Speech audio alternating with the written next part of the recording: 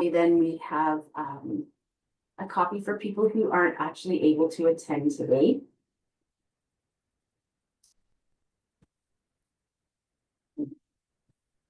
Okay, I'll share my screen here. So welcome everybody. I am really excited to have you all here with us today.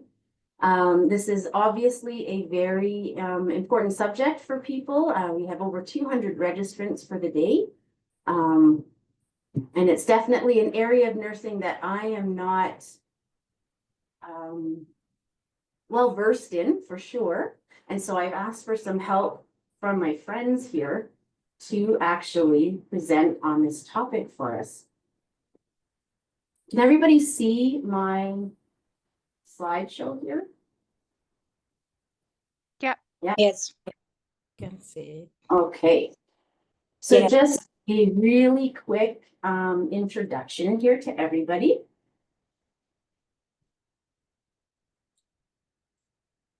A few more people in, I apologize. I probably should have signed up for someone to help me with this.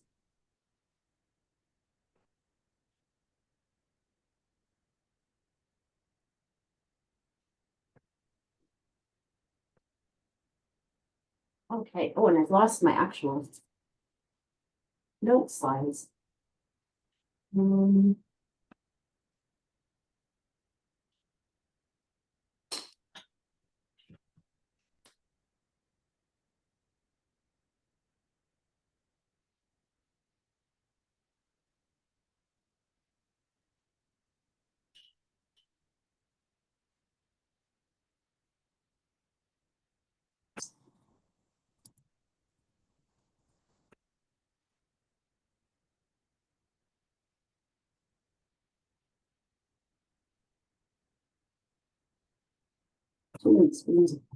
Okay.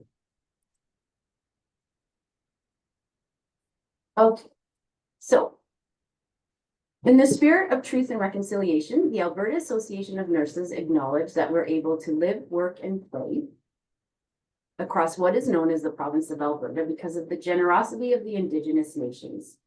Recognizing that I am presenting to an audience situated across Alberta, it is imperative that I acknowledge that I am presenting from what is currently known as Calgary, which is situated on the traditional territories of the people of Treaty 7 region in southern Alberta. This includes the Blackfoot Confederacy, comprising of the Siksika, the Piikani, the Kainai First Nations, as well as the Tsuut'ina First Nation and the Stoney Nakoda, including the Chiniki, Bearspaw, and Wesley First Nations. The city of Calgary is also home to Métis Nation of Alberta Region 3.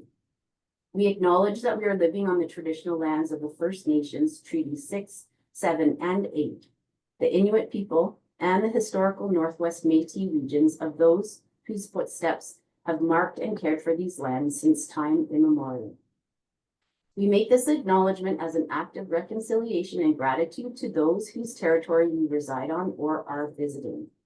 I did write this acknowledgement to help to continue to uncover the truth and seek understanding in Indigenous ways of knowing, being, and doing in my work.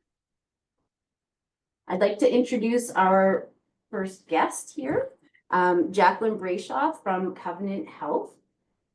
She began her nursing in rural Alberta in 2013 as an LPN while working towards completing her nursing degree in 2017 as an RN. She successfully worked in her final preceptorship in a rural health nursing unit, where her love for nursing turned to a passion for rural emergency department nursing. Since 2017, her career has moved through various roles and experiences, including an urban CNE and manager at the Misericordia in Edmonton. In 2024, she gratefully accepted a role back with rural health nursing as the Rural Acute Nursing and IEN Professional Practice Lead for Covenant Health. Next, we're going to have Lindsay Cowan from the Rural Health Professions Action Fund, where she spent the last 2.5 years in the role of Senior Manager, Strategy and Stakeholders with RHPAP. She has the pleasure of working alongside a great team to implement RPAP's strategic plan, manage a variety of granting programs and events, and lead our KPI tracking and reporting efforts. The RHPAP's mission is to serve as a trusted voice, building solutions-focused partnerships and delivering initiatives that support rural communities in their efforts to keep healthcare close to home. And finally, we'll hear from Heather Halliday. She is a clinical resource nurse at the hospital in Rocky Mountain House. She's been working there as an RN for 14 years and has a Bachelor of Science in Nursing from the University of Alberta, as well as an advanced critical care nursing certificate and a master's degree in health studies with a teaching focus.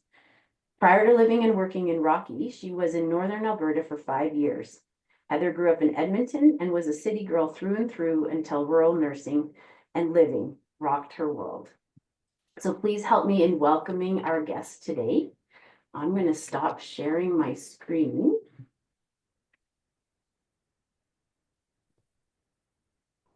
So that we can hear from our first presenter, Jacqueline from Covenant Health.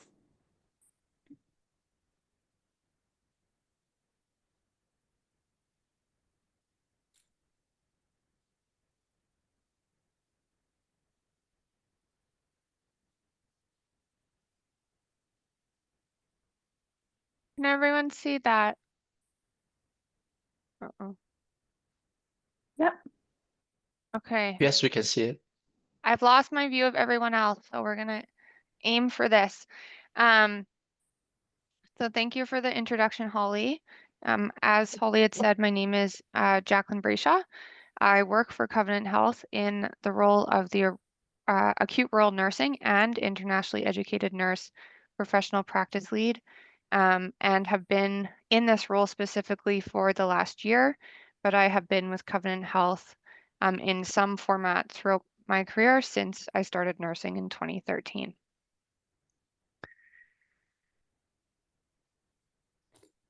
So I wanted to just introduce a bit about who we are at Covenant Health. Lots of times, I think as an employer that is we're a bit smaller than Alberta Health Services. You don't see as much readily from us. So I really just wanted to give a bit of a background on who we are, and also just include that we do work really closely in tandem with Alberta Health Services as well. So I will talk about a lot of comparisons and things that we jointly do together today, just for awareness. So as Holly had said, myself, I actually grew up in a rural, I'd say a small city.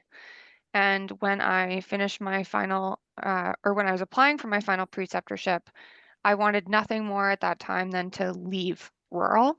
Truthfully, I wanted to experience something different and was looking at urban opportunities, and actually had to select final practicum choices. I had 3 that I could give, and so I put my hometown as my last choice.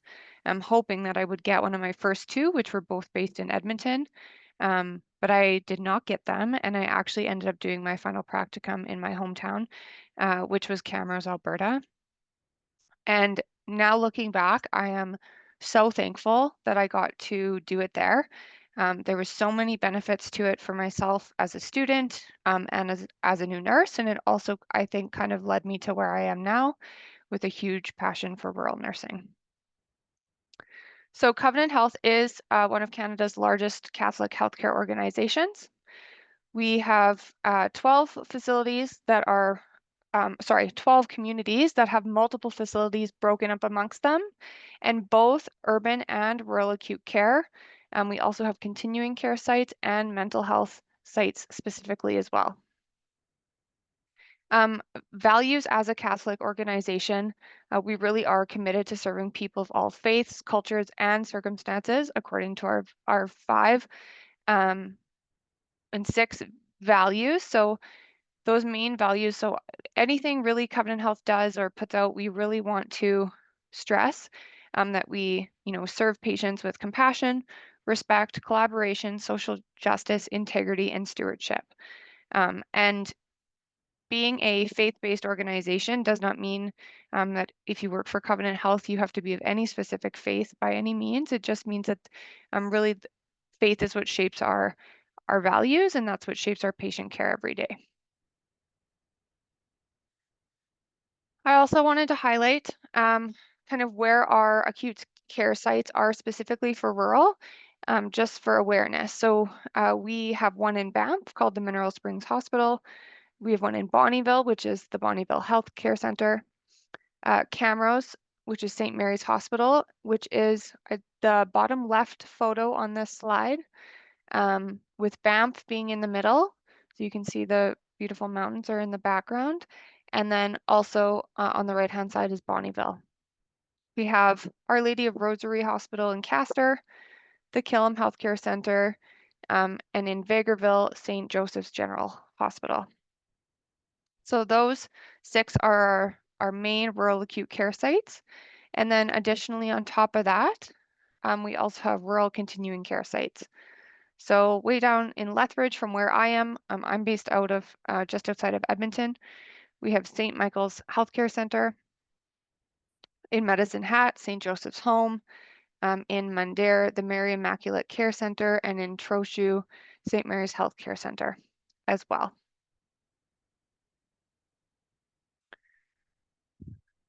When Holly asked me to join this presentation today and really highlight rural nursing and that kind of from the Covenant Health aspect, I really wanted to highlight all positive things about rural nursing. One that some of you might be aware of, some of you may not, but there is a Canada Student Loan Forgiveness or a rural nursing incentive program that does exist. So I've highlighted on this slide a little bit about it, but there's a lot more information on the government website that I will put in the chat after my presentation is done if you want to reference it. But there's different eligibility criteria. So you need to have been employed for a full year, providing in-person services for a minimum of 400 hours. And this is also in an eligible community.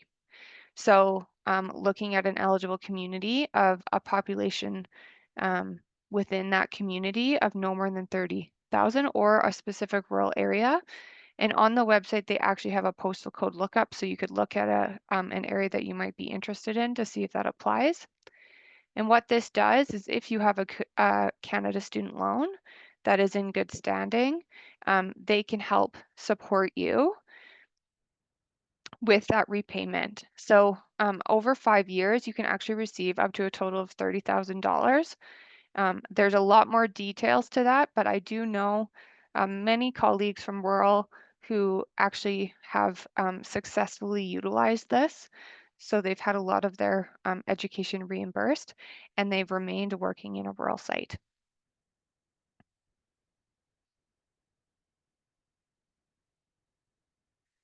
Next, I just want to highlight kind of what does that rural nursing mean? It's a really big question, but rural nursing truly is a specialty of its own.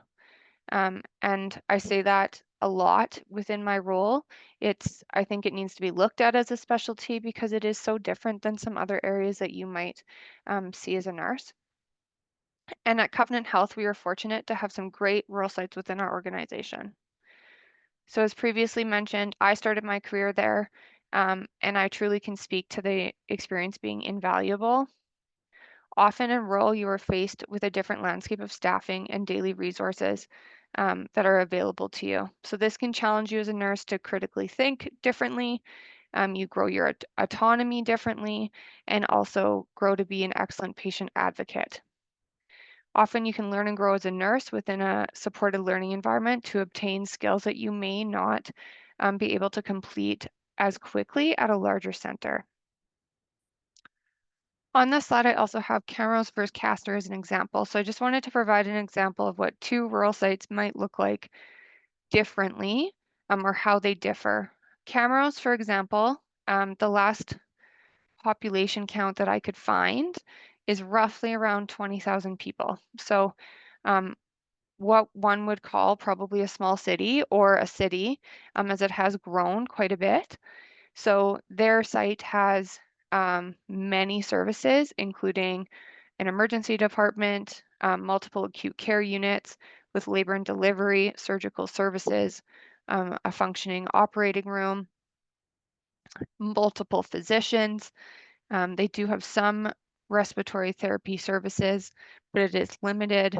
And of course, some more staff to meet the size of the hospital, whereas Castor is roughly a population of 1,000 people.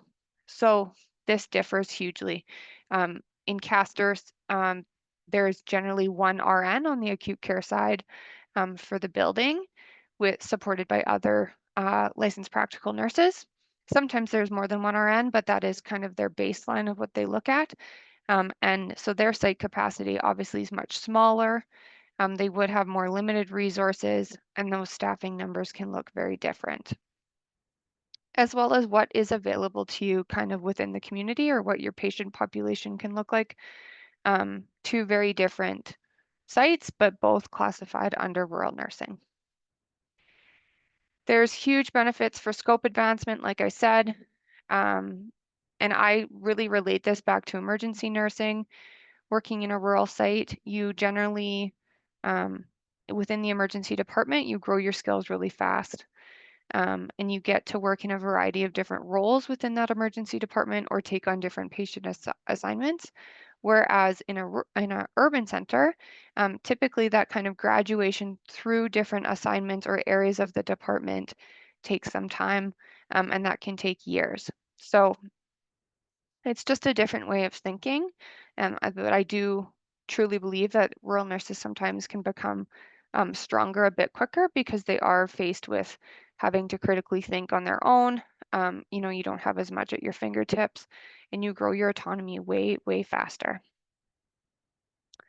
I also have another link I will share in the chat as well for anyone that wants to look at this after.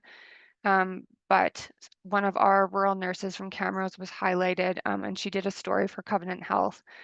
And so I will put it in the chat. Her name's Aubrey Coleman, and she had just shared that one of the biggest draws to working in a rural emergency is that she was able to care for acute patients. She used her skills and learning a lot quicker than she would in the city, and she was fortunate enough to be mentored by some excellent nurses to get to where she is now, and now has embedded with that team in which feels like a family to her.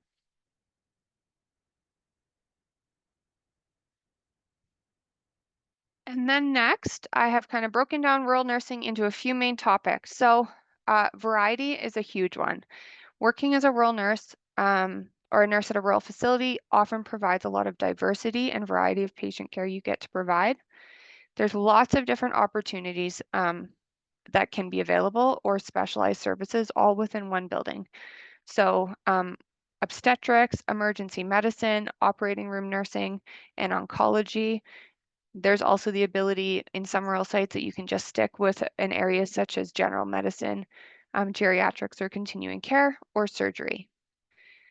There's also generally in most of our sites, inpatient opportunities, external inpatient opportunities within the community, so home care, public health, or clinics. And a lot of that nursing work generally crosses over with the inpatient hospital anyways, because of community size. They communicate strongly back and forth to make sure that patients are getting the best care. And then there's also float positions that can exist. So there's a few sites I know within Covenant Health that do have float positions. So these nurses get to work kind of wherever the need is in the hospital for that shift. So they get to know a variety of different areas. And one shift is never the same, which is a really great opportunity too if you're not necessarily sure where your interest lies the most, is looking at exploring a position like that. The next theme I wanted to highlight was the team environment and close relationships that you can develop as a rural nurse. So generally, both the medical team and nursing team often feel like a family. I will say this is definitely true from my experience. There's nurses that I've worked with rurally that no matter what role I've gone into at a different site or no matter what's happened, we still are in contact. We still have stayed friends. Lots of the physicians as well. And you function as a family, and lots of time that support exists outside of work as well. This also can create greater work-life enjoyment.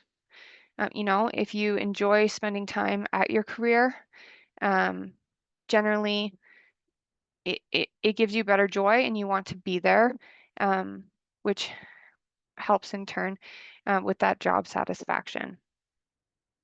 You also develop a closer relationship with multidisciplinary services. So like I said, the physician team or medical team, but this also can range through occupational therapy, physiotherapy, lab, diagnostic services. And this also becomes very vital when you're managing a patient care emergency or increased workloads at a rural site. Having those really close relationships with team members often can aid in, you know, teamwork, which is better for the patient to get things accomplished, and just supporting each other with a bit of a network when things might be tough, you know, or you leave a tough shift. It also helps create meaningful rapport across your community and patients. And not everyone loves this, or the aspect of maybe working in the exact same place that you live, especially if it's a small community, because you generally see people that you know.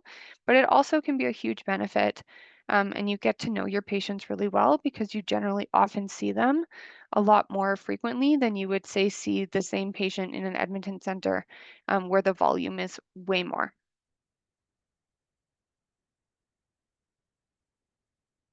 The next one I want to include is the enhanced critical and independent thinking. So like I've said before, due to decreased staffing levels within a rural site, you have increased opportunities for skill development, and often those skills can develop rapidly. You gain the ability to independently and critically think through a patient scenario or a concern that is arising. And you often are kind of faced with becoming that jack of all trades. But again, that just speaks to, I think, strengths that you can grow as a nurse in rural, which can just better your career and enhance your career when you look at where you want to go maybe after that as well.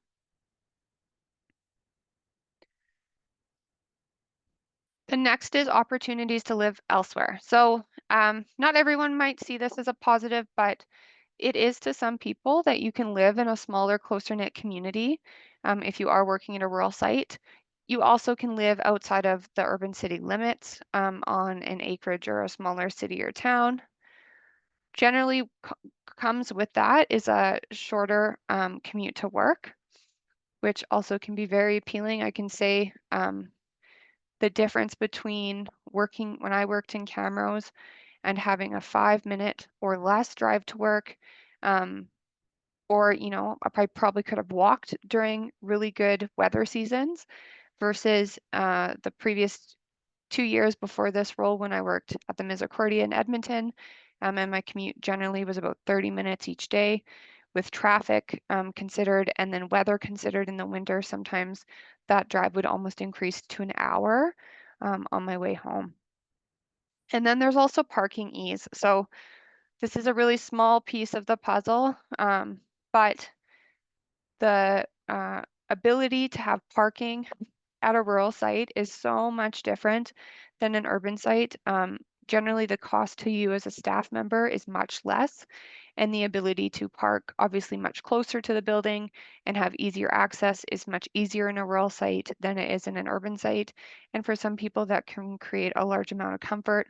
I know it was another one of those added benefits that I found even during my final preceptorship in Camrose that was something I never had to worry about as a student and something that I never really had to worry about as a staff member either. The next is leadership skill building. So like I've talked about a lot, you gain increased autonomy as a nurse quite quickly. There is charge nurse skills or supervisory skill opportunities that are frequent in rural. So often student preceptorship opportunities, uni guidance, and also that ability to, throughout your gained experience, work yourself up to being in a role of a charge nurse, which again, in rural often happens quite quicker than it would within an urban site. Some people are very comfortable with that, some people are not, but there's also support for you in those roles. And you generally gain leadership skills in collaborating with your close-knit team, really focusing on that patient advocacy and how you can do the best for your patient in that rural site.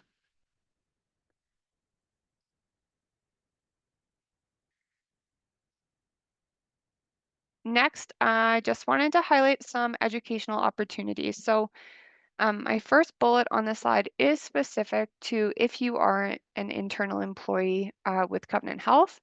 So there is multiple learning opportunities that exist in specific to rural nurses in collaboration with Alberta Health Services Rural Nurse Education Program. So there's 3 main courses that we really look at collaborating with them on. One, which is called EARN, the Essentials in Acute Rural Nursing. The second, which is FERN, Foundations in Emergency Rural Nursing, and then LEARN, which is Leadership Essentials in Rural Nursing, and that's really a charge nurse kind of leadership role focused course.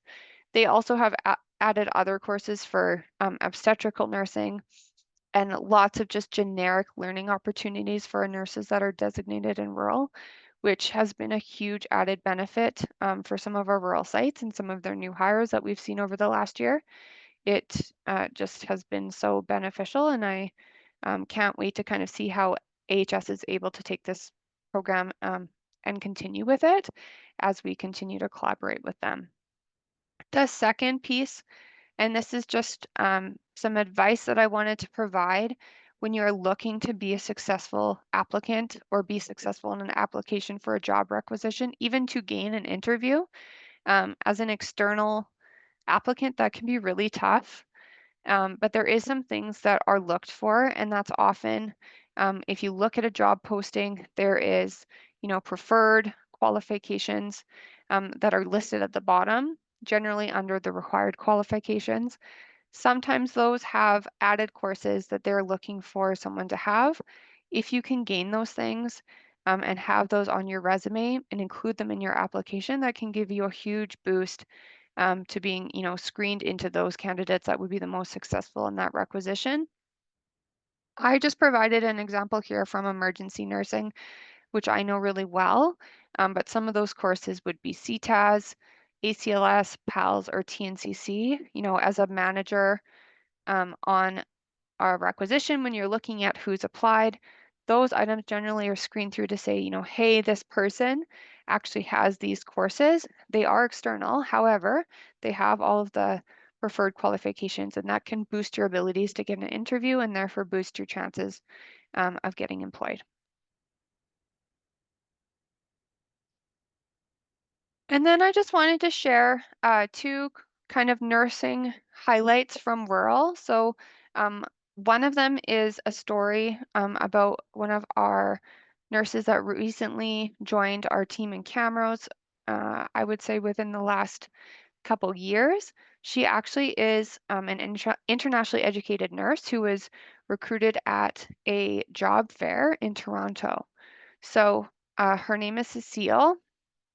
She's been working as a registered nurse on the labor and delivery unit in St. Mary's at Camrose. So her previous role was in quality assurance and as a process lead for the wait times information system at Mount Sinai Hospital for 5 years. She had completed her bachelor's degree in nursing in the Philippines and graduated in 2011. But since then, she had not worked in the nursing field. So she was kind of recruited at a job fair through Covenant Health. She moved to the city of Camrose. She moved her family there. She has since bought a house there, and she has gained a full-time, permanent position and is loving rural nursing. I've met her. This story came from Covenant Health Communications. Our team did a story with her, and she cannot say enough about how much she has loved rural nursing, especially in Camrose.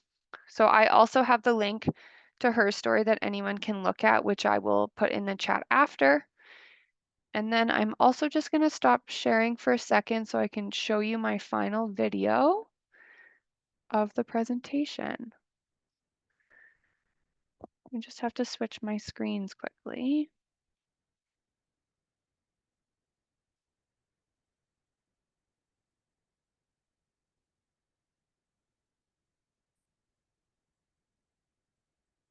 Can everyone see that?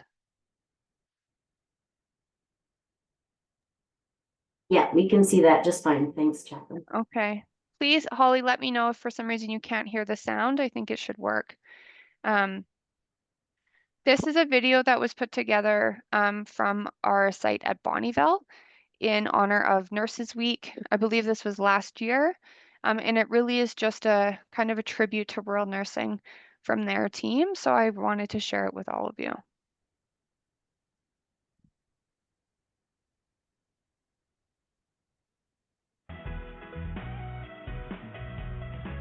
Yep, that's good. Rural nurses, of course we park in the parking lot right outside the hospital for free. I'm a rural nurse. Of course I work in postpartum, obstetrics, oncology, and the OR, and medicine. We're rural nurses. Of course we're the coach team, the IV team, and the porter. We're rural nurses. Of course we applied for the Canadian Student Loan Forgiveness and got it. We are rural nurses. Of course I'm the only educator for the whole hospital. We're rural nurses. Of course I'm the only RN on staff and I can't leave the building.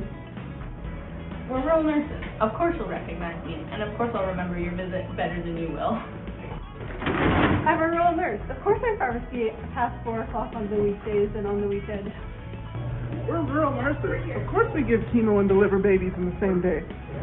We're rural nurses. Of course we're on a first name basis with all our doctors. Right, Magda? We're rural nurses. Of course we love it.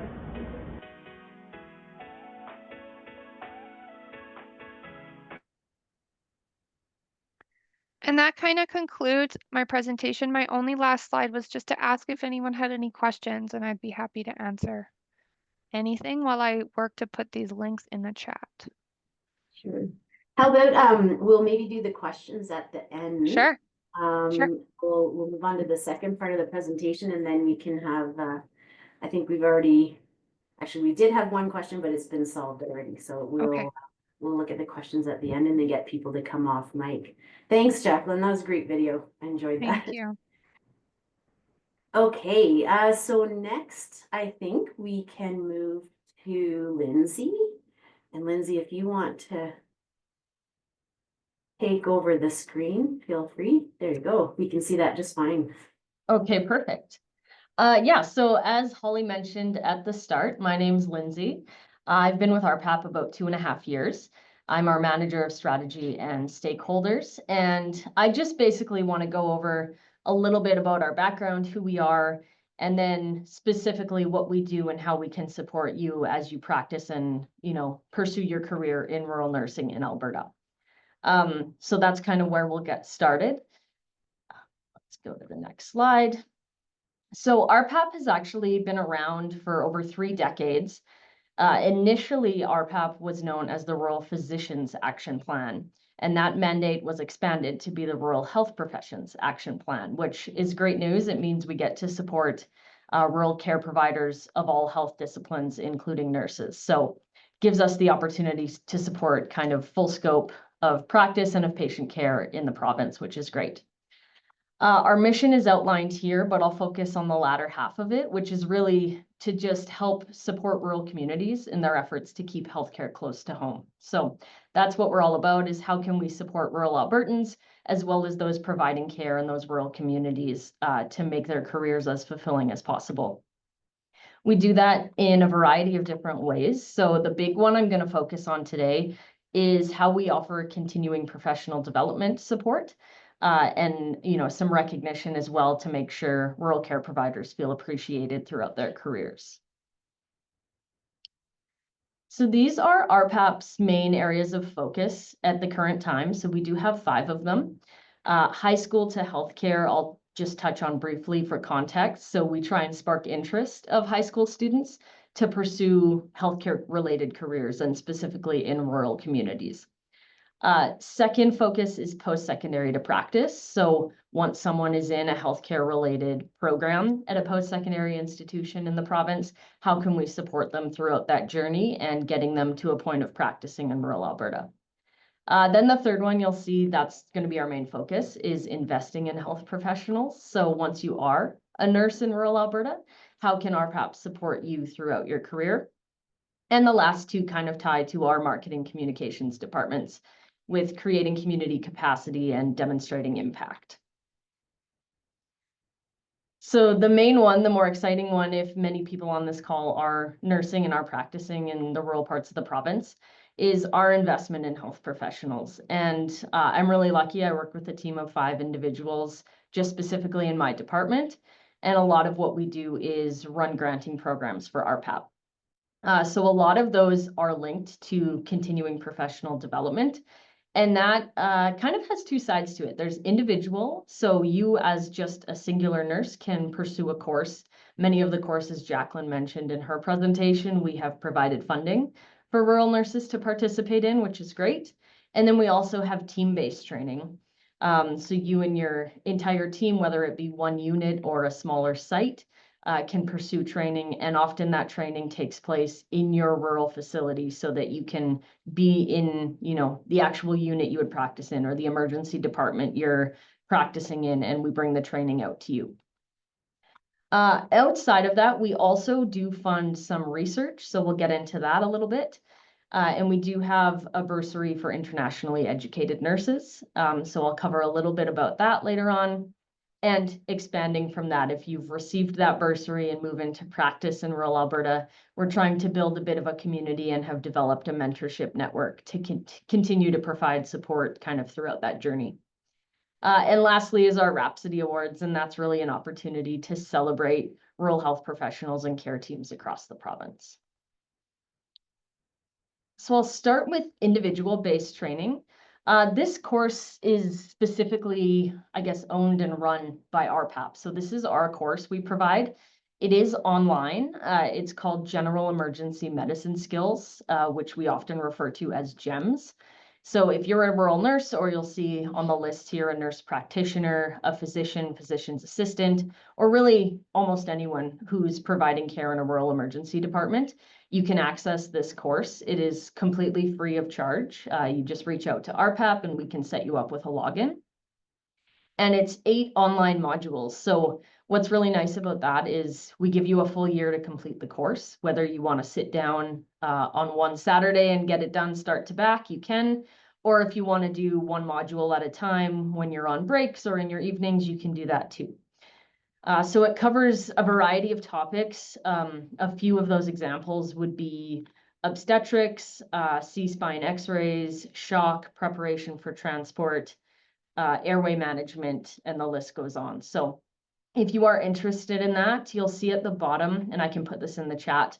If you go to our website at rpap.ca/gems, you can fill out a form to apply, and we can get you set up for free to pursue that course.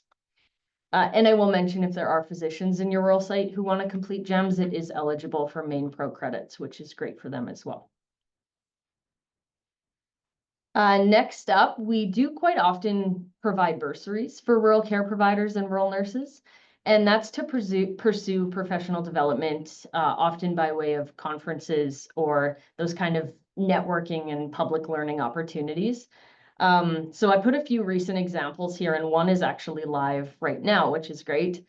Back in January, we were able to give out 15 bursaries for rural nurses to go to the Emergency Medicine for Rural Hospitals conference. That takes place in Banff every year. And we're able to provide some funding to really help cover those registration and travel costs for rural nurses to attend, which is great. And linked to Emergency Medicine for Rural Hospitals, or EMRH, we call it, we actually have a partnership, long-standing partnership with University of Calgary and their Office of CME-PD. So RPAP actually provides them funding every year to help make events like that possible. So we get to partner with them in bringing that together. And the second bullet you'll see here, that's the one you can apply for right now. So it's great to be on this webinar today and know this conference is coming up with the Alberta Association of Nursing. We are giving away 10 bursaries to help cover registration costs for 10 rural nurses. I think we have 3 spots remaining. So if you're interested in attending that, you can get more information from AAN and from Holly.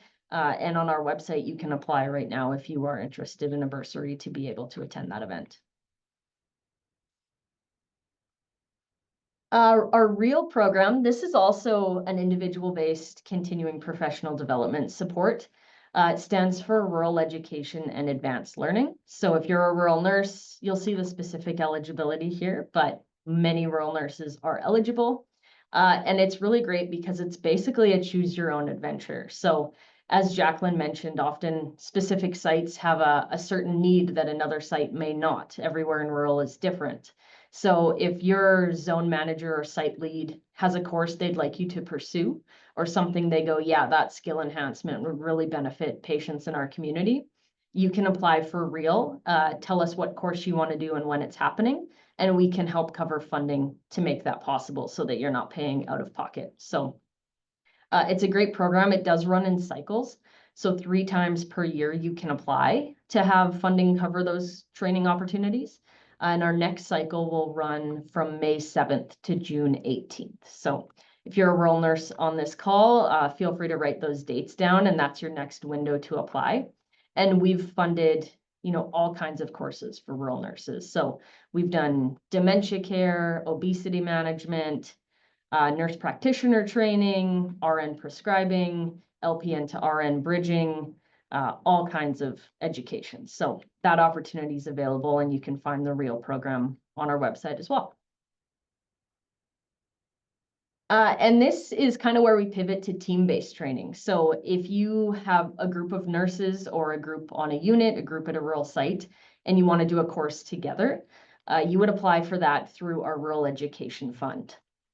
That is an opportunity, same thing as REAL. You pick the course you're interested in, and the course that your zone manager says, yes, skill enhancement in that area would really benefit your community. You can apply to do that training as a team, and we'll help cover the costs. So you'll see here, we've done ultrasound courses, emergency department echo. We've done all kinds of courses for that. I've sat on the table as a model and been scanned all day at courses we've funded, so you may run into me there. We've also done trauma nursing core course, or TNCC, ACLS. We've done STARS simulation training sessions. So if your team responds to traumas and emergencies, you can do hands-on in-person training with STARS on running through those scenarios. All kinds of stuff. So if your team's interested, Rural Education Fund is open year-round, and you can apply on our website at rpap.ca. I won't go into too much detail here, but we do have a pocket of funding related to research, which is great. So we offer grants up to $25,000. That's often for rural healthcare providers or organizations, post-secondary groups, who are trying to do research projects aimed at really improving healthcare access or quality in rural and remote communities. And that can even go to the community side of focusing on attraction and retention, or education and integration of health professionals. So we do provide some research funding throughout the year, and that information can be found on our site, but it has to be kind of an existing project you have in the works, and you fill out an application which goes to our board for approval. And this program I have the pleasure of working very closely on, and Holly's very familiar with.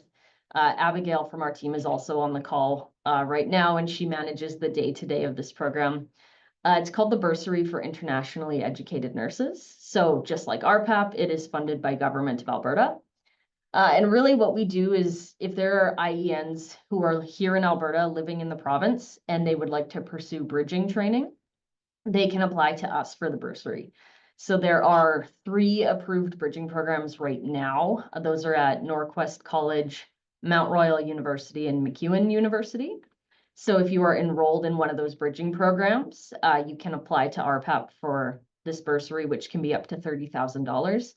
And it helps you cover some tuition costs, some portion of your fees, as well as a cost of living to get you through that education piece.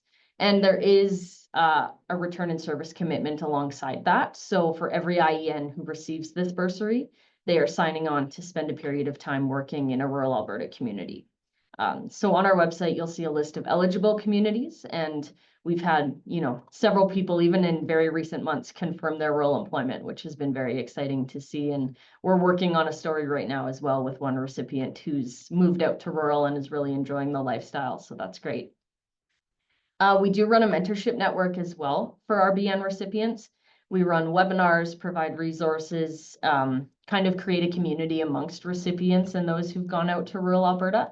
And we often do events with special guest speakers like Holly here. So if you're on our website, you can be informed of when those are happening. And lastly, I wanted to touch on the Rhapsody Awards, which we're gearing up for here just in a couple of months.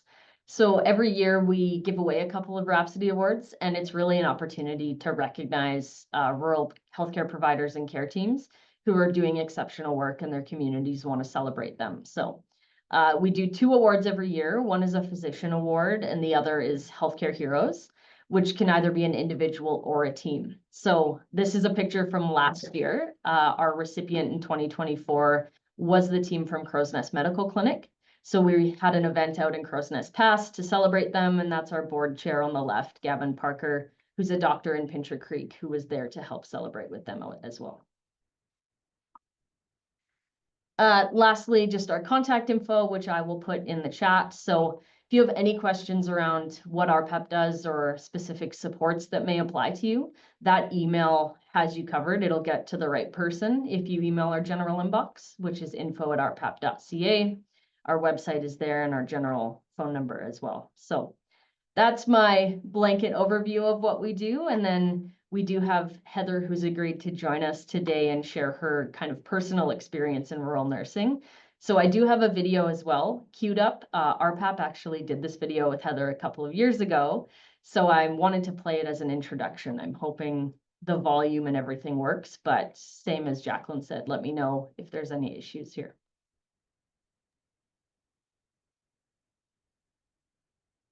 Well, I fell in love with a helicopter pilot. I had just graduated from the U of A and anticipated working in the city.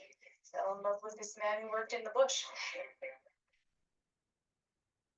So I fell in love with rural nursing, where I got to do everything in a day. I was delivering babies, I was helping with end-of-life care, and everything in between. It was exciting, it was dynamic, it was new and challenging. Now, having worked both in urban settings and in rural settings, it would be tough for me to go back to a city hospital. I love going to work and doing different things every day and working with different populations every day. I love it.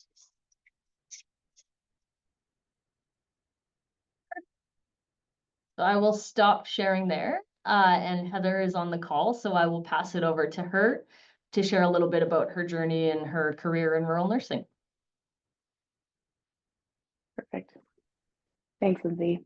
Thanks, Lindsay and RPAP. Thanks to Holly and the IEN. And Jacqueline, great presentation that you've covered a lot of the points I was thinking about covering, which made me really happy that I didn't do a presentation because you've done the lion's share of it and it was great. And welcome to all of you. We're excited that you are here and at least interested to some degree in rural nursing. I'm going to talk maybe first a little bit, just kind of tying into what Lindsay talked about regarding RPAP and how they have been beneficial to our site. And then I'll, see if I have anything to add in addition to Jacqueline's piece. And then like Holly said, we'll be happy to answer any of your questions. So in terms of what RPAP does and what it looks like from the community side, sometimes in rural nursing, you do feel a little bit like you're out there on your own. Jacqueline talked about the exciting component of that. On the flip side, it can be a little bit isolating and it can feel as though sometimes all the attention, finances, resources are going to the city centers. And that's where RPAP comes in and really focuses on saying, you rural sites are the heart of this province. And we value you and we want to support you. So RPAP has been invaluable to us as a site for attraction and retention initiatives. We did a really great Let's Go Rural event a few years back with post-secondary students. So we had medicine, nursing, we had some pharmacy, PT, OT, I believe, and potentially a few other disciplines come out to our site and do a whole bunch of fun things in our community, kind of experiencing the culture out here and some of what we have to offer in on-site skills, a little bit of a party, a little bit of a tour, which included stars landing as they were walking by, which was cool. So we've done that. We are looking at a Let's Go Rural high school event as well to try to really look at our kids who live and were raised in the community. The Rhapsody Awards that were alluded to are a really great way to shout out your team. We have not won yet, but even just the nomination process has been a real boost to our team to say, hey, we recognize what you're doing, and we want to highlight it, whether or not they're winners. They're winners in our eyes. The skill development has been crucial to us as well. So some of our team, our midwives, some of our physicians have utilized training for bedside ultrasound. So that became available to us as a site, but everyone then needed to be trained. And so now we do have our physicians and midwives trained and competent in that service, which comes in handy all the time. They provide accommodations for a lot of our students that come on site. So yeah, our med students and residents and different people come and say, oh, jeepers, you guys have really nice places for us to stay here in Rocky, which is always nice. And then on our attraction and retention team, we've had really great support over the years from our PAP representatives sitting around the table with us as a community to say, okay, how can we attract people to this community? How can we retain them? So our PAP is a real lifeline to small communities.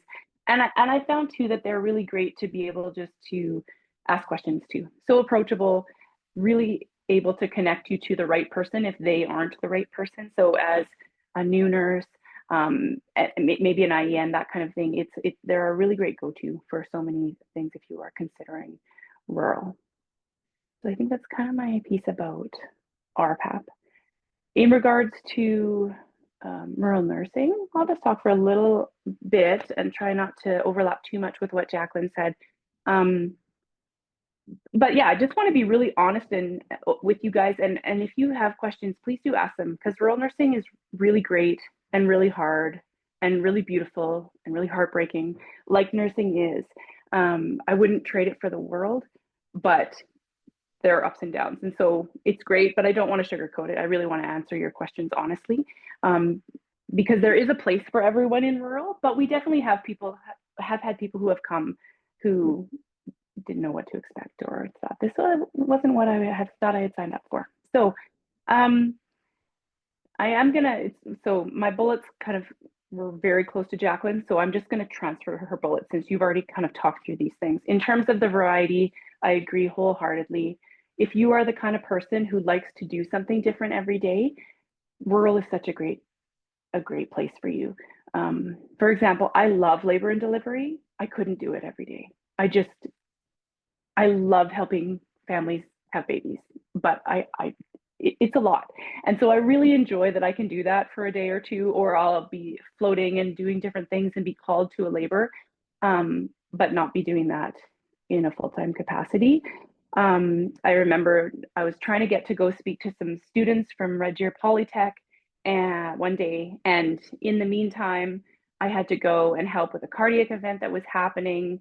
We had a palliative patient who I had to go and help a nurse kind of deal with some of the medication, and then got called down to emerge and gave a girl Narcan in the vehicle as they pulled up in the ambulance bay, all on the way to go talk to students about what rural nursing can offer.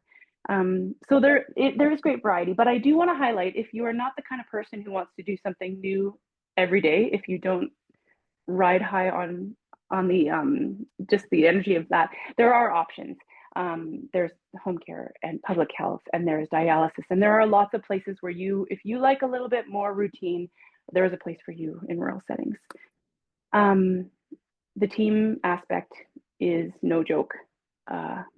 So I worked also for Red Deer College, Red Deer Polytech, bringing U of A BSCN students to Rocky for several years. And over, they would comment, I can't believe your team. Nurses are working so collaboratively together. The doctors are so approachable.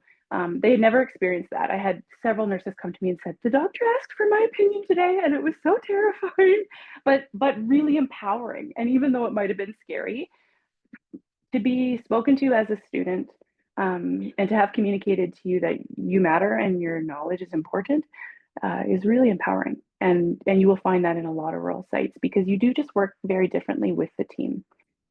Jacqueline talked about that autonomy that you develop because you don't have access to every specialty and to, you know, we do consult all the time to different centers, but often you may not have those resources, or you just may not consult in the same way in a rural site. So your skills are enhanced. You get better at recognizing and finding things that sometimes can get a little bit duller in urban centers where it's just so easy to rely on specialty areas and specialty teams. Yeah, like the video kind of mentioned, I was born and raised in Edmonton, through and through city girl, had no aspirations for a rural life. I didn't do any rural placements in school. And it wasn't until my life went in a different direction because of my husband that I found myself in high level Alberta, in almost as far north as you can go, in a town of about 4,000 people. I'd never anticipated it, but it was one of the richest times of my career. Jacqueline talked about that idea that there are so many opportunities, and it's true. So I get there and people say, well, have you thought about OR nursing? And I said, no, I haven't, and I have no interest. They said, well, maybe you should give it a try, and provided the training and mentored me into that, and I loved the OR. Later on, my manager said, have you thought about, I think you should become an instructor for a few courses. I was like, well, I hadn't really thought about that, but great. So all of a sudden I'm in Victoria getting a course to become a neonatal resuscitation program instructor. And now I've been doing that for 20 years. Amazing, things that I never anticipated. After a while too, well, what do you think about being an educator in labor and delivery? And I thought, I have never thought about that, and it's terrifying. But I was able to do that. It was my manager in that environment as well that said, have you thought about doing your master's? I really think that could be cool for you. It was something that was definitely on my radar that I would have loved to do, but just giving me that nudge. So I came away, so that was my first 5 years out of school, because I think I graduated like I worked probably in the city for a year, but years 2 to 6 or 7 were in a rural environment, and came away with all of that. So then moved to Rocky Mountain House when we got closer to having kiddos and wanted to be closer to family, and encountered a lot of the same things. The nice thing about rural too is that if you want to go out there, sky's the limit. So, I mean, high level is remote, but there are lots of even more remote places you can go. But if you want to be in a rural place where you're close to the city, come to Rocky Mountain House. I mean, there are lots of places like that. We're a town of about 7,000 people. We are 45 minutes from Red Deer. So if you need to go to Costco, that's totally available to you. If you want to fly out of either airport, it's just over 2 hours each way to the airports. So we've really appreciated that dynamic of being in a rural site, being in a small town, but also having access to the things that we might need. What was I gonna, sorry. I just saw in the comments someone saying you were right on about that. I'm trying not to be distracted by the chats, but I'm really glad to hear you guys conversing. So please keep it up. I talked a little bit about the educational opportunities from my perspective. Oh, that's another thing that RPAP has done. So AHS, a couple of years back said, okay, all of those courses that are required for you to take that are big ticket courses like advanced cardiac life support, for example, you need that to work safely and emerge. We're not going to pay for it anymore. So that was kind of a big blow, because that's a $200 to $300 course that we need to take every few years, and AHS has kind of put on our laps. There's a little bit of reimbursement for that sometimes. It's really variable. But then in comes RPAP and says, oh, well, you can apply for money to do that. And so we've been able to have courses come into our site that are totally free of charge to the nurses. And what a gift that is when you need to be competent in the areas, but you maybe don't want to have to pay hundreds and hundreds of dollars every year to recertify on those things. I know the parking's been mentioned, but I just have to reiterate to you guys how nice it is to hop in your vehicle. I live out of town from Rocky, so I'm 9 minutes away from the hospital, and I park 30 meters from the door, and we're in a parking spot I have not paid for, and walk in, and it's a pretty beautiful thing. The lifestyle piece, I think we can't really overestimate. I am probably about 4 minutes drive from each of my kids' schools, so able to be really connected to what's going on, and and to the community as well. Jacqueline talked about the dynamic of living and working with the people around you and how it can be great and hard. And I know we in high level, we brought quite a few IENs from the Philippines and India into our site. And a lot of them came from really big urban centers. And it is a shocker, but it can be beautiful too. Kind of on the funny side, I will never forget the week, and I was pretty new to rural nursing, where I had a doctor's appointment with this doctor, and he did a PAP on me. And then 2 days later, I was in delivering a baby with him, and thinking, this is super weird and a little awkward. But those are the things that you get used to in rural, and then can really, I mean, really, you form a different kind of bond with a doctor who has seen you there when you go into the labor room or into the emerge, that kind of thing. So it sounds weird, and it is a little bit at first, but once you get past it, there is a closeness and a tight knittedness that emerges in rural that is unlike anything else. We work together and we play together. So our kids are playing band at the same functions. We're all cross country skiing together or doing these things. And so it's a pretty beautiful environment from that perspective. Never mind the working environment that is so collaborative, and because you know each other and know each other's families, yeah, there's a different level of respect and knowledge. I think that's pretty much it. I know that's like a little bit shorter, but like I said, Jacqueline did a great job. Rural nursing is fantastic. I guess just to kind of pigeon-tail onto what she said about it being a specialty, there's some really fun work going on. I have a colleague who just finished her PhD last year, really working on that piece of rural nursing should probably be its own specialty.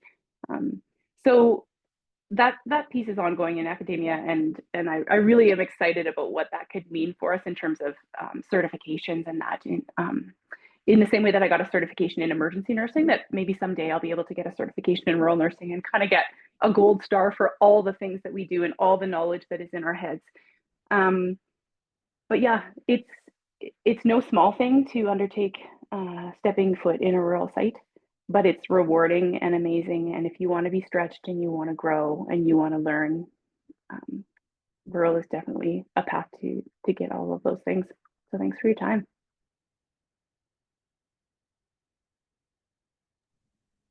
Thanks so much, Heather. That was great. And Lindsay and Jacqueline, really, really appreciate the comments and the stories and the personal anecdotes too, Heather. It's nice to hear. I think some of your comments, I think someone in the chat actually said the sky is the limit. You're right. And absolutely, you know, nursing in general has the opportunities to do all kinds of things. And as an example, my role itself didn't even exist 2 years ago. And so there are all kinds of things you can do with your nursing experience, knowledge, and education. And rural nursing is one piece of that, which has very broad scope to the role, which is very exciting. Mm-hmm. Holly, sorry, can I interject just for 1 minute? I didn't talk about my current job at all, which it has to do specifically with that. Right now, I'm a clinical resource nurse, which is fairly new to Central Zone and AHS. I started 2 years ago and it was pioneered at my site, and there were a handful of other ones. Now we're seeing them all over the zone and more in the province. My job is to help retain nurses, essentially. I'm an educator, but like a frontline educator. So I'm the person that does orientation. I'm the person who develops a learning plan with nurses when they come to say, okay, well, where do you want to go? What do you need to get there? What is the timeline going to be for you to get your training in postpartum, labor and delivery, emergency, that kind of thing.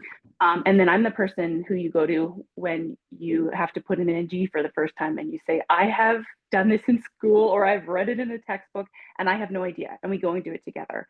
Or you've done your labor and delivery training, but you've never actually been the first person, like the primary assistant of birth, that we go in and do it together. Or you've never actually been in charge on nights and you're terrified, and I work a night shift with you. So that's some of the cool stuff that AHS is doing to try to really help mentor people into roles that can be really scary. So to take like potentially traumatic events and turn them into great learning opportunities that equip you for the next time, for those experiences that are kind of uniquely rural. Mm-hmm. Thanks, Holly. I totally forgot that part. No problem. I also, Holly, want to add that My position as a rural acute nursing professional practice lead, that role specifically didn't exist prior to this last year, and we just received permanent funding for it for Covenant Health, which is new. But rural is a huge focus for us as well. And the IEN practice lead part comes from a tied initiative, which has fallen under the rural portfolio because we do a lot of work in rural with our IENs. But overall, there's just been a lot of support for rural nursing. And that's also seen in other roles like this, which you can grow your career to. Wonderful, thank you.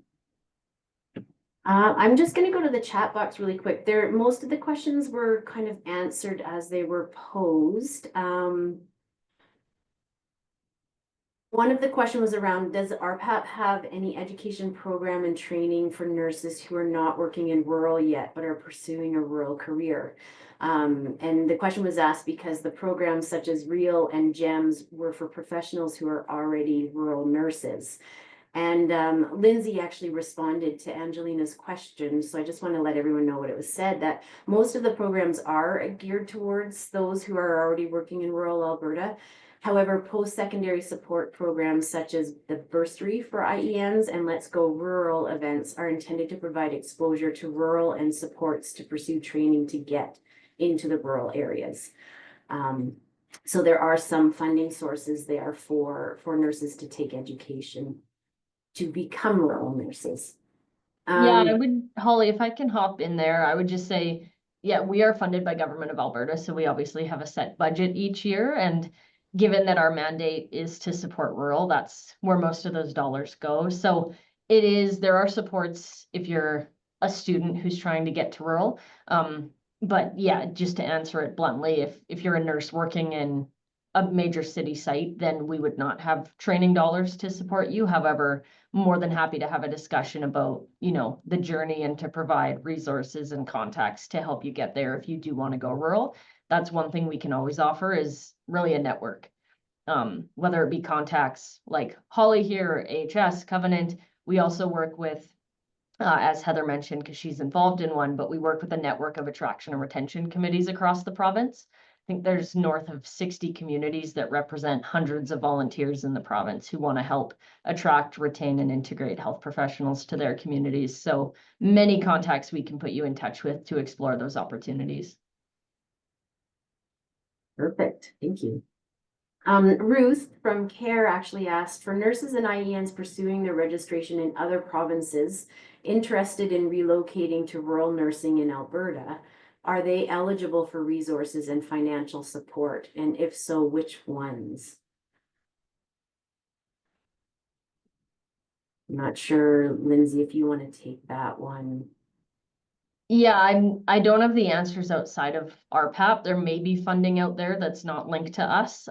So I can't answer that. I will say for us, unless you were pursuing a bridging program, one of the ones I mentioned that's here in Alberta and you're living in Alberta, those are the BN eligibility requirements. So if you're living out of the province and considering relocating, we don't have any direct funding supports, but we do have just those contacts and resources to help you find out how to get there. Right. And I think there was another question very similar, but for someone who's not in Canada yet. So is there any plan for anyone living outside of Canada, but already registered with CRNA with a nursing license? And I think it would be the same thing then. I also can add to that, Holly. Sure. Yeah. So there currently is still ongoing and existing with Alberta Health Services and Covenant Health, the overseas IEN initiative. So any internationally educated nurses that are working outside of Canada can be screened through, interviewed, and if successful, looked at matched within a site within Alberta Health Services or Covenant Health through this initiative.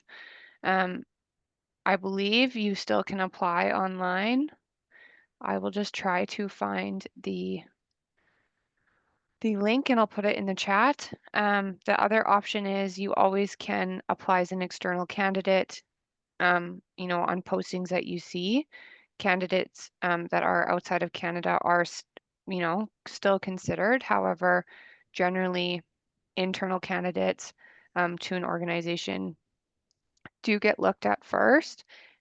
Secondly, external candidates that would be, more local to the area. So that can make that difficult with being outside of Canada.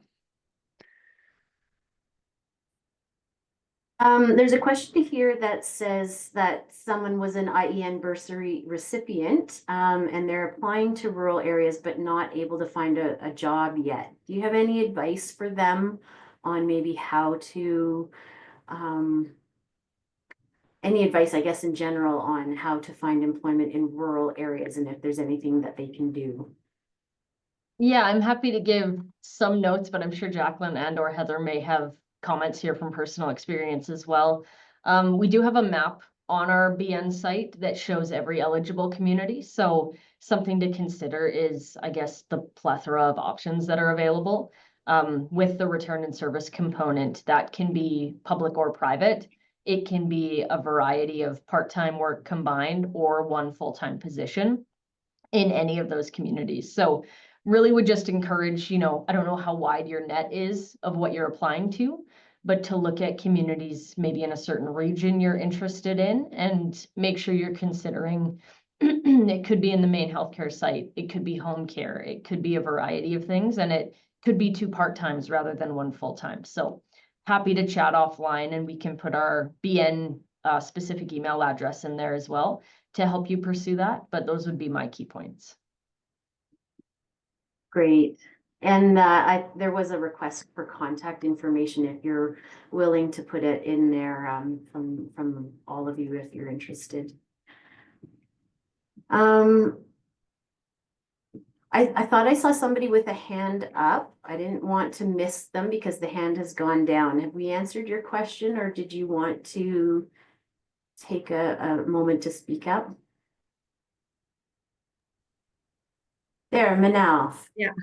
Why don't you go ahead there, and then we can get to a couple more questions in the chat box here. Okay, hello, this is Manal Atta, career counselor from Achieve. We work in Epic Healthcare program located on Ontario, and we support also relocating registered nurse and nurses to Alberta as well. So we have many RNs who approached us to support them finding jobs in Alberta.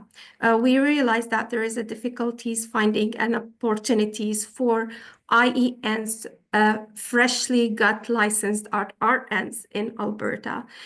We dig that, and you were talking about rural nurses and some education provided by RHPAP to support nurses. So from my understanding, would their RNs be able to access those education before they find job, which is help them to be relocated? We support the relocation in Alberta, but even relocation sometimes is difficult for newly licensed. So will education through RHPAP will support the relocation or finding opportunities? Yes, so our current programs, and thank you for the question, it's a valid question. Our current programs like REAL and Rural Education Fund for those training courses, they are right now, the eligibility is specific to those who are practicing in rural Alberta. So if they're not here yet, we don't have dollars to span that far. Could be explored in future, but for right now, given the limited budget, we want to focus it on those who are practicing here in the province. Thank you. Thanks very much. Do you require a Canadian experience to work in the rural areas? Is the next question I have here from Mary Lou.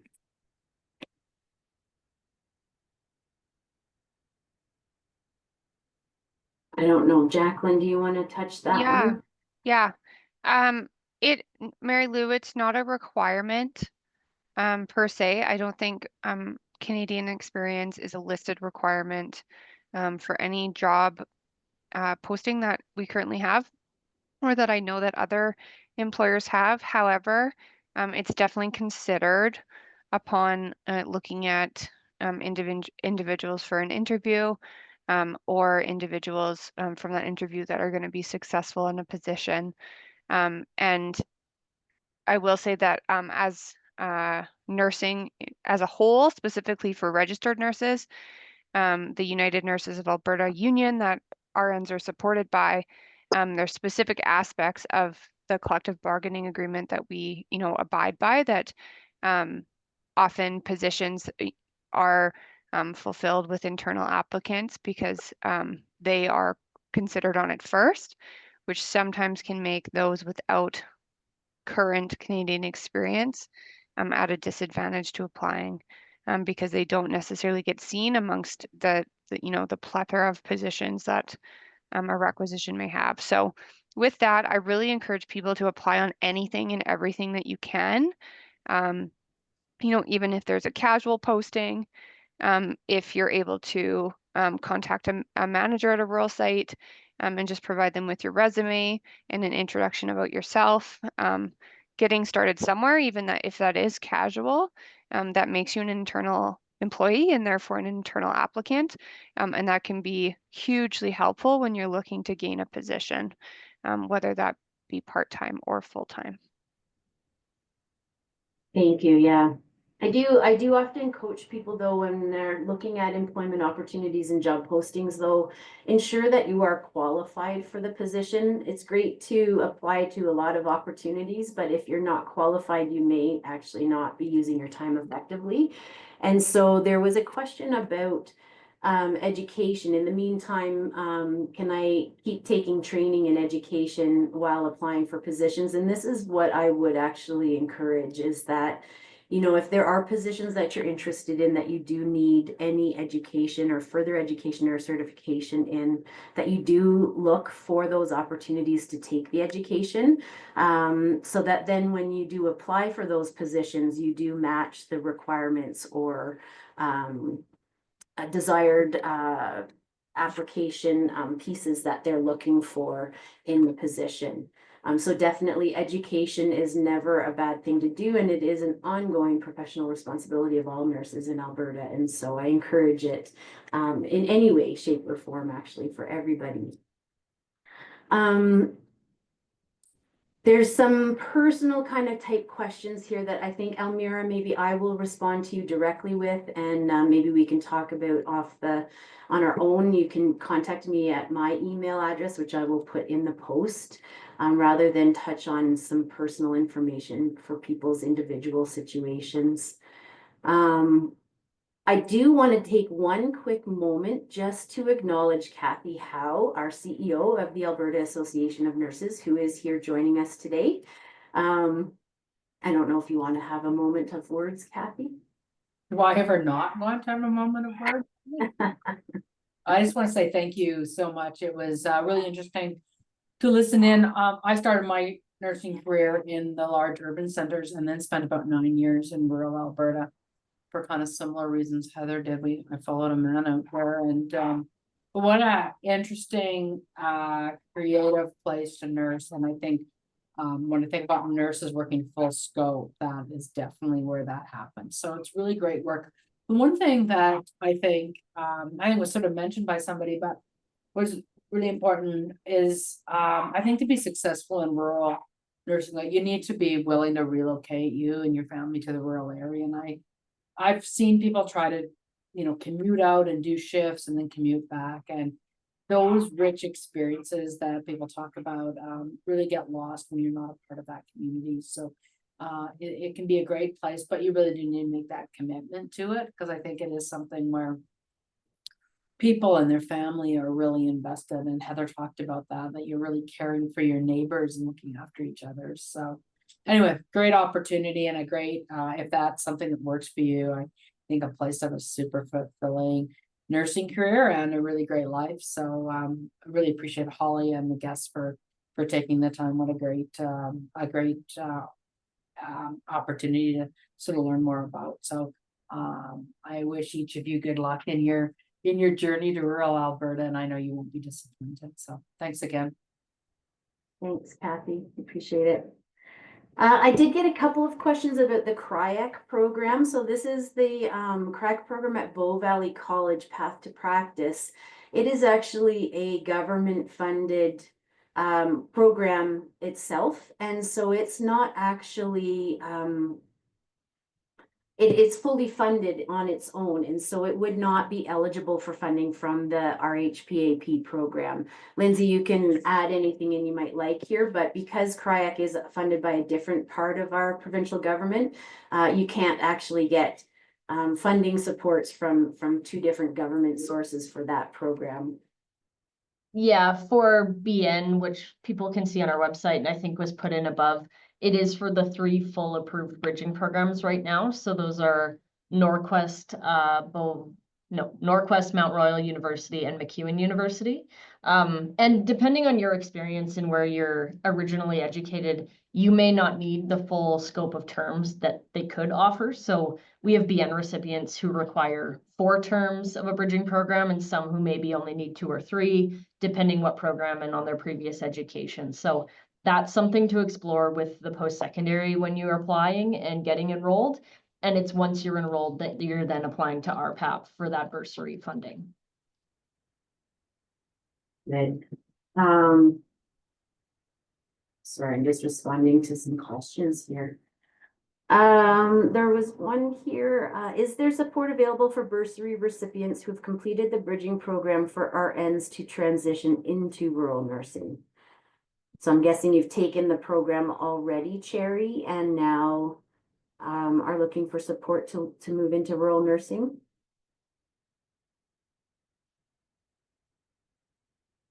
Yeah, I'm assuming that's what they mean. If they're a BN recipient, certainly, yes, that's kind of the beautiful thing about RPAP is once you meet us once, you'll probably run into us a lot in the future throughout your career. So we really enjoy, seeing those familiar names come up. So if you've been a BN recipient, moved out to rural, you may apply to us for additional training through REAL or Rural Education Fund in the future, or apply for the GEMS course. You may apply to us for a bursary to go to a conference a couple of years down the road. So definitely we love to stay in touch with anyone working in rural, and maybe you'll, pack up and try a different rural community, and then you're still eligible for our supports throughout your career, which is great.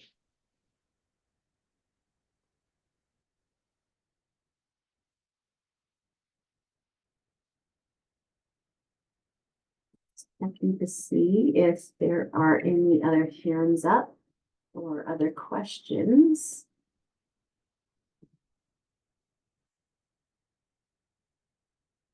Well, just in the interest of time, everybody will get a few minutes back to their day, but I want to express my sincere gratitude to everybody who attended today, as well as especially to our guests who presented and shared some information about rural health nursing in Alberta and the supports that are available out there.